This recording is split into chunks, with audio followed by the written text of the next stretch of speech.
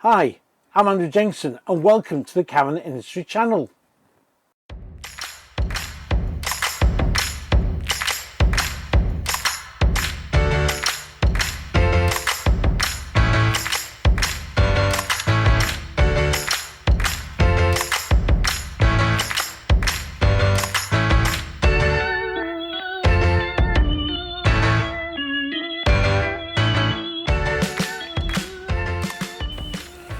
Hi, and welcome to a video. Just dusting off the old Ranger, and I say the old Ranger because this van is now. I bought new in 2009. It's the oldest caravan I've ever owned. My first caravan I bought was actually newer than this, but at the end of the day, it does everything I want it to do. And of course, what I want to say to you is, this caravan has hardly ever moved. It's not moved in over 2 years. And that is something which is a rarity for me owning a caravan, because these were always out on the road. The only consolation is I've got it under cover. It doesn't cost me anything to store. And it's dry, it's safe. I can just come and put the heating on. I want the windows up, air it out. So that's one bonus, and not everybody's as lucky as that. I am very lucky to be able to do that because I built a garage for it, which if you look on the videos on the channel, you'll see actually there is the video that tells you how we built the garage. Anyway, so what's today's vlog? Well, today's vlog is this: should you sell your used Tourer now, or should you wait? If you're giving up caravanning, which I hope you're not, is the time now to still sell it, because are things starting to go down? Well, I've been talking to some of the dealers I know, and to be quite honest, these are still selling quite well, but generally used Tourers, but new stock is slowed right down, unless it's the Swift's Sprite range, which continues. And I'm not surprised, because my feelings on the Sprite range, that I think they're fantastic value for money. Even though the price has gone up, they're still, as far as I'm concerned, a great Tourer. They look really good and everything. But anyway, I'm not doing a review on the Sprite. I'm not getting carried away. But used, I am sure, will start to slide. Now the thing is, will it come to the stage where prices will go down? I'm sure it may do. And the only problem is, of course, if people have bought overinflated prices, and let's face it, demand was outstripping supply, what will happen is, of course, is that the van that you bought at maybe £1,000, £1,500 above what you normally would have paid under normal conditions will now have plummeted quite a lot.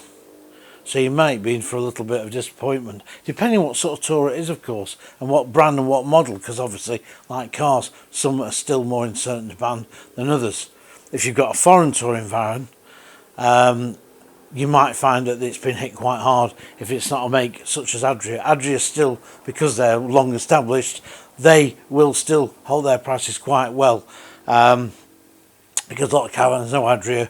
They're a no-nonsense box, and basically do what they say on the tin. So yeah, but I think what we will find is the market is slowing down, and talking to my dealer contacts, which have many, that is the way things are going. The forecourt isn't anywhere near as busy as it was. Plus, well, you see a lot of people bought their caravans last year and the year before and are in no way looking at replacing the caravan. Some have sold and gone back to how they were holiday before, but others have kept on. Some have said, brilliant, why didn't we do this sooner? Same with the motorhome side of things.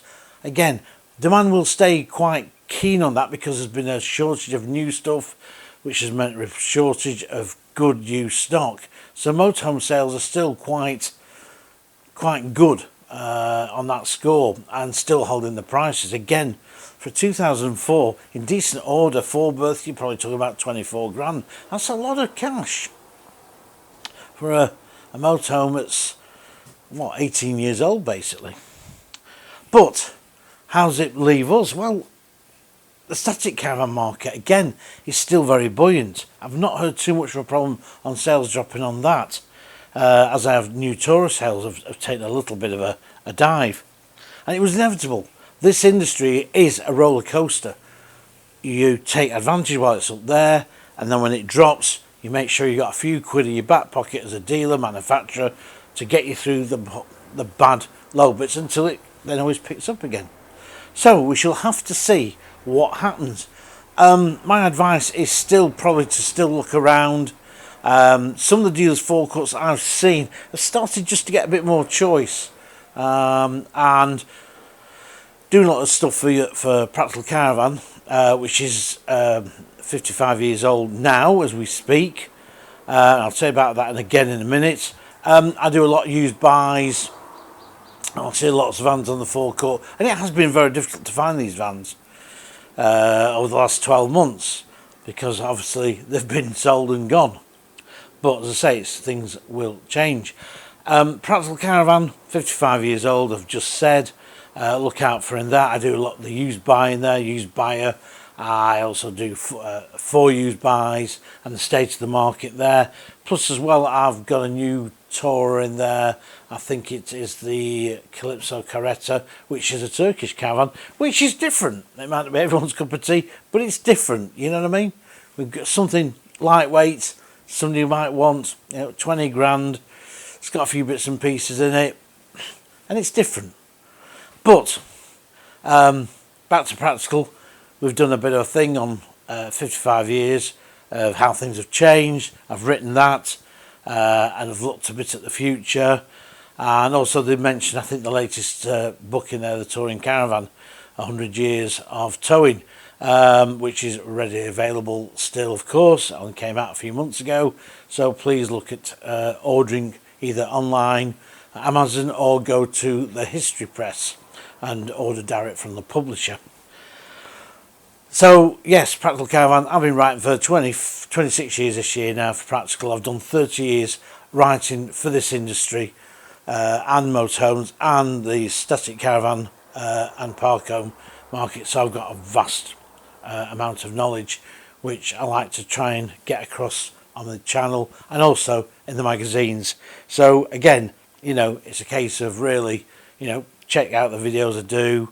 And please give us your comments. And talking about videos and subscribers, I think this will be the 214th video, and also we're just about 100 short as I speak of 2,000 subscribers. Now that might not be fantastic new amount for the bigger channels, but they all have to start somewhere, and also it's quite tough out there, and also trying to get across that my vast experience and knowledge of the industry is something that is probably up and above some of the others, I dare say, but we won't mention names.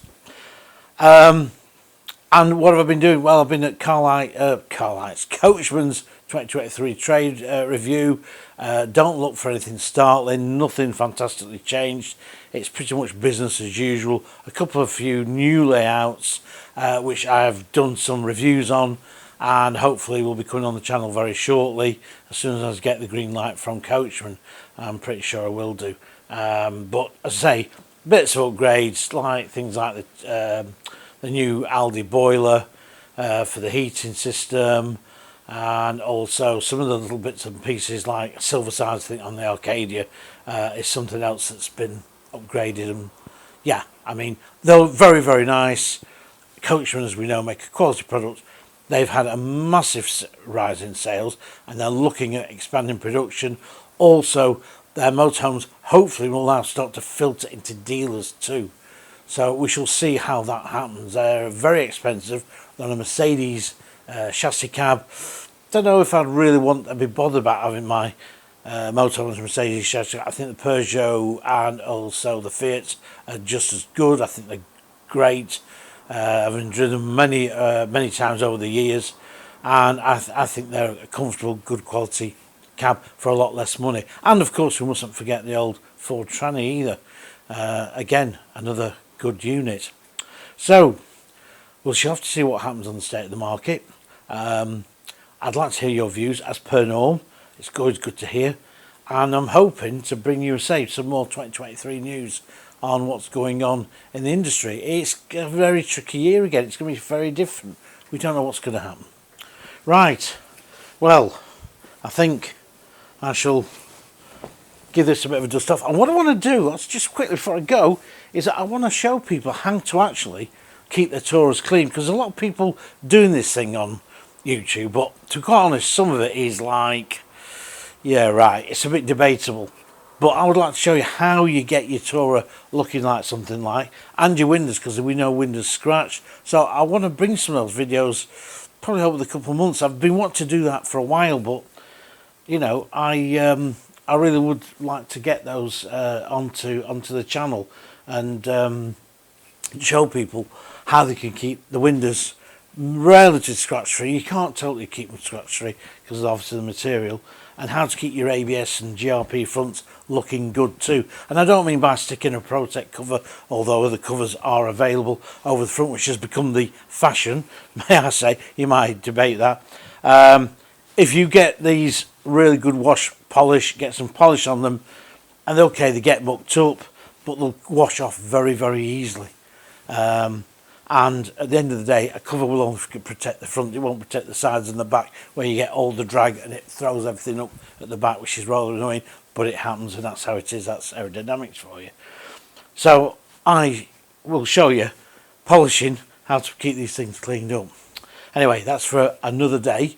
And again, thank you for everybody subscribing, and please keep watching the channel, and go out and get the copy of Practical Caravan. I think you'll find it pretty interesting. And anyway, just get the copy, get it subscribed to Practical Caravan. It's the magazine to buy. It's the magazine. I'm not saying anymore. Right, I'll see you on the next video. Thanks for watching the video. Hope you like them. Please don't forget to press the thumbs up and also subscribe to the channel. Bye for now.